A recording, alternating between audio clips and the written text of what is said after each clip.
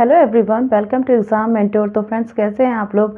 आशा करती हूँ आप सभी लोग बहुत ही अच्छे होंगे और बहुत ही बेहतर तरीके से अपनी तैयारियां कर रहे होंगे, क्योंकि हमें पता है हमारा एनटीपीसी का भी पेपर में भी जनवरी माह में हो जाए, तो आप लोग बहुत अच्छे से तैयारियां कर रहे होंगे। चलिए, इसी उम्मीद के साथ आज की क्लास शुरू करते हैं। तो आज की हमारी क्लास क्या है? ब्लड रिलेशन है। इससे पहले की भी वीडियो में मैंने आपको ब्लड रिलेशन से संबंधित कुछ क्वेश्चन करवाए थे, ठीक, जिसका क्या नाम है, जिसमें मैंने आपको बेसिक से बताया था कि अगर हमें ब्लड रिलेशन लगाना है तो उसके लिए हमें क्या जानना सबसे ज़्यादा ज़रूरी होता है। ठीक, उसमें कुछ सिम्बल्स होते हैं और कुछ एरोज वगैरह होते हैं जिनको हम जानेंगे, उसी के माध्यम से ही हमारा ब्लड रिलेशन सॉल्व होगा। ठीक है। अच्छा, मैंने जैसे इससे पहले भी कुछ वीडियोस डाले हैं अपने चैनल पे, जिसमें मैंने आपको कोडिंग डिकोडिंग एनालॉगी टेस्ट से और डायरेक्शन से कुछ सवाल मैंने आपको बताए हैं। ठीक है, तो आप चाहें तो आप मेरे चैनल पे जाके विज़िट कर सकते हैं, आप देख सकते हैं, वहाँ से भी आप पढ़ सकते हैं कुछ जो टॉपिक्स मैंने डाले हैं। ठीक, और अपनी तैयारी कर सकते हैं। तो चलिए, आज की क्लास हम शुरू करते हैं। हमारी क्लास आज किससे है? ब्लड रिलेशन से है। ब्लड रिलेशन में फिर से मैं आपको बता देती हूँ, जो बेसिक है जानना सबको ज़रूरी होता है। तो सबसे पहले हम क्या जानेंगे कि इसमें कुछ सिम्बल्स का प्रयोग करते हैं, जैसे प्लस और माइनस। ठीक है, तो प्लस का उपयोग हम किसके लिए करते हैं?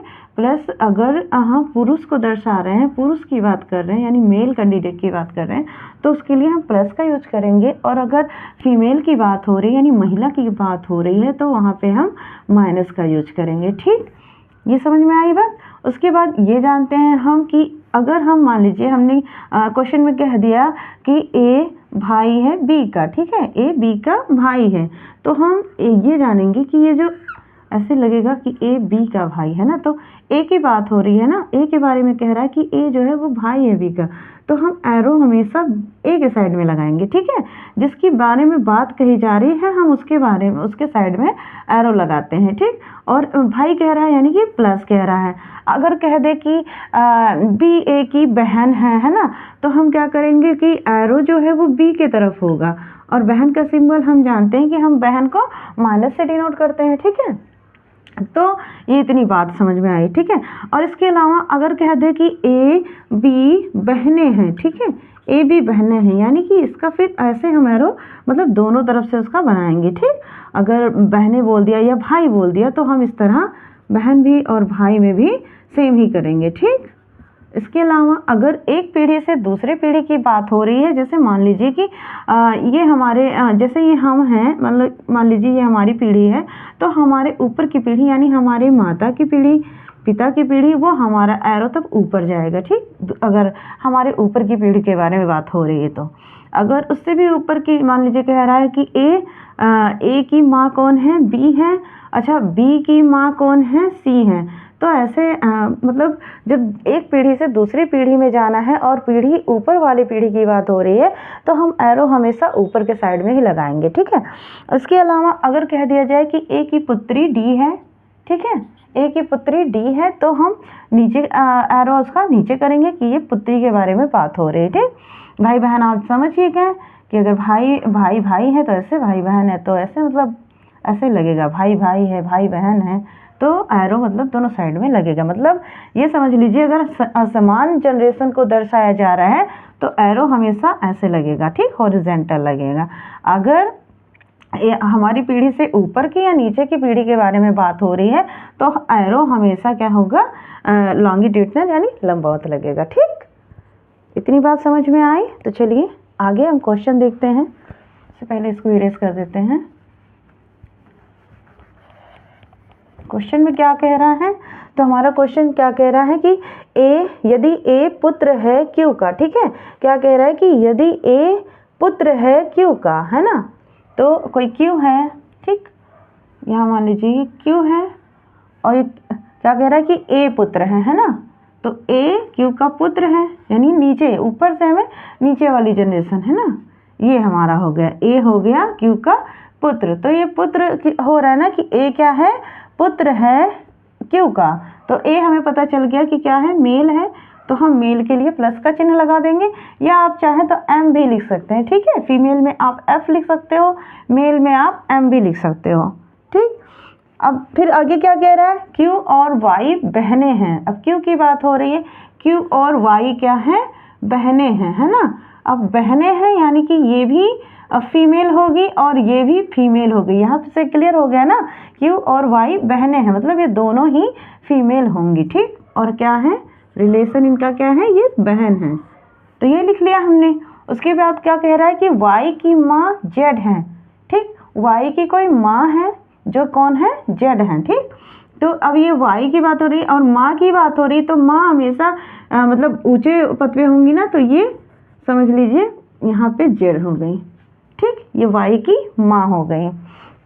अब क्या कह रहा है, अच्छा ये देखिए, जब ये वाई की माँ हो गई ना, तो ये दोनों जब बहनें हैं क्यू और वाई, तो ये इसकी भी तो माँ हुई ना, हुई, ठीक।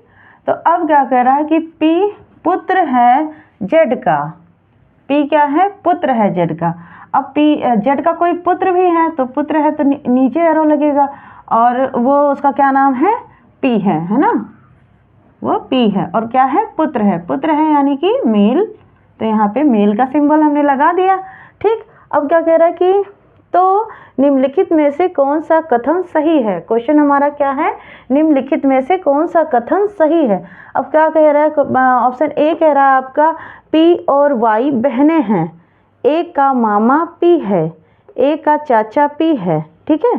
डी ऑप्शन में है ए और पी चचेरे भाई बहन हैं। अच्छा, अब यहाँ से देखिए रिलेशन क्या निकल रहा है, अगर ये दोनों बहनें हैं तो ये इनका बेटा है ना, पुत्र है, और ये क्या है, ये क्या हो गया, ये दोनों बहनें हैं और ये इनका भाई हो गया ना, ये भाई है ना, पी जो है मेल है, तो ये भाई हो गया ना वाई और क्यू का, ठीक। ये वाई और क्यू का भाई हो रहा है, तो इन दोनों में जब रिश्ता पूछा जा रहा है, इन दोनों में तो मामा और भांजे का रिश्ता होगा ना, लेकिन कह क्या रहा है, तो निम्नलिखित में से कौन सा कथन सही है ना। अब देखिए कथन यहाँ पे दिया हुआ है, ये दोनों मामा भांजे हैं, ठीक। अब यहाँ पे क्या हो रहा है, कथन पहला क्या कह रहा है कि ए और वाई बहनें हैं, ए और वाई बहनें हैं, नहीं है ना, ये तो मौसी हो गई उसकी, है ना, ए की मौसी होगी वाई, है ना। और ए का मामा पी है, ए का मामा, है ना। अब ये बेटा हुआ जब बहन का, तो ये उसका अगर भाई है तो मामा ही तो हुआ, तो ए का मामा कौन है, पी है, तो ये आपका आंसर ये होगा सही, ए का मामा पी है।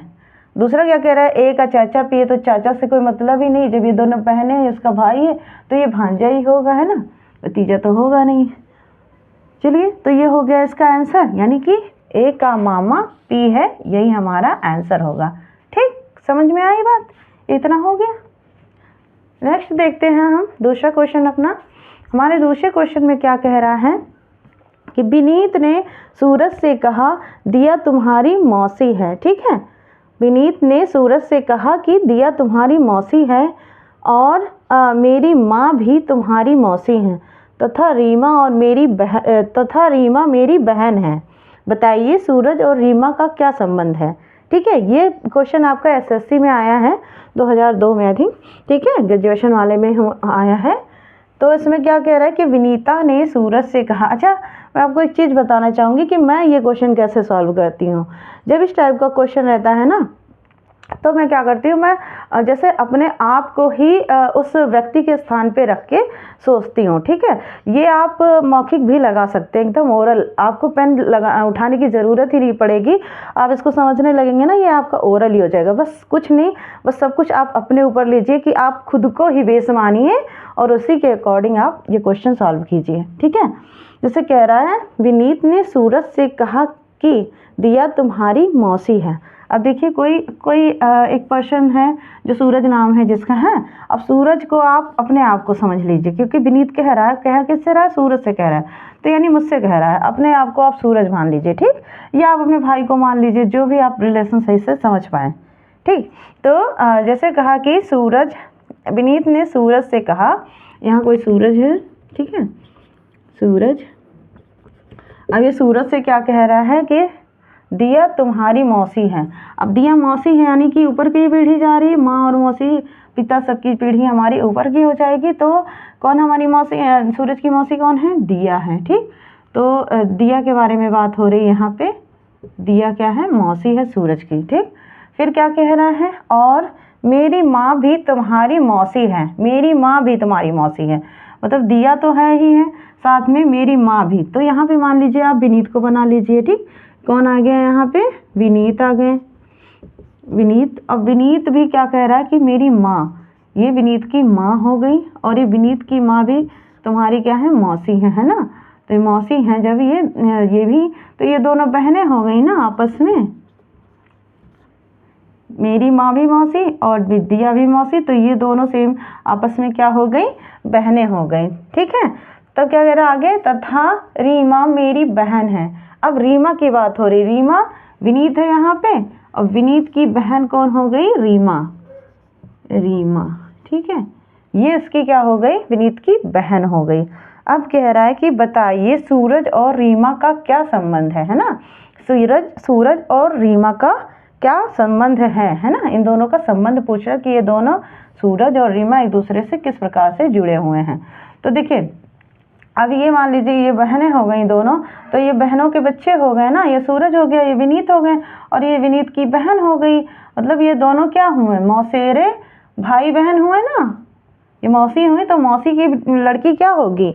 हमारी मौसी की लड़की हमारी क्या होगी? हमारी बहन ही तो होगी, है ना। ये लड़का है सूरज, तो ये दोनों भाई बहन हुए ना, लेकिन कैसे? मौसेरे।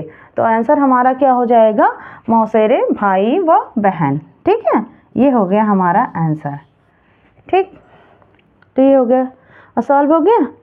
तो इसी तरह के क्वेश्चन आपसे ब्लड रिलेशन में पूछे जाते हैं, और जब इस टाइप के क्वेश्चन आए तो आप कोशिश कीजिए कि आप उसको अपने आप को बेसिक मानिए कि मेरे ही बारे में कहा जा रहा है, और अपने आप को उस जगह पे रख के आप जब सॉल्व करोगे ना, तो आपको पेन भी उठाने की ज़रूरत नहीं पड़ेगी। आप बस सिर्फ सोचोगे और आपका क्वेश्चन मतलब सॉल्व हो जाएगा। आप मन ही मन में अपना क्वेश्चन सॉल्व कर सकते हैं। ठीक है, थोड़ी सी प्रैक्टिस कीजिए, बहुत आराम से हो जाएगा। जो लोग अभी नए हैं, बेसिक से पढ़ रहे हैं, उनके लिए बहुत ही अच्छा हो जाएगा, आराम से वो कर सकते हैं। ठीक, थोड़ी सी प्रैक्टिस किया कीजिए आप लोग। चलिए, बस आप लोग से इतना कहना था कि जो लोग मेरे चैनल पे नए हैं और जिन्होंने मेरा चैनल सब्सक्राइब नहीं किया है, वो लोग प्लीज़ मेरे चैनल को सब्सक्राइब कर लीजिए, और क्या नाम है, लाइक भी कर दिया कीजिए। ठीक है, और दोस्तों में शेयर कर दिया कीजिए। मिलते हैं किसी नेक्स्ट वीडियो के साथ, तब तक के लिए thank you, thanks for watching, bye.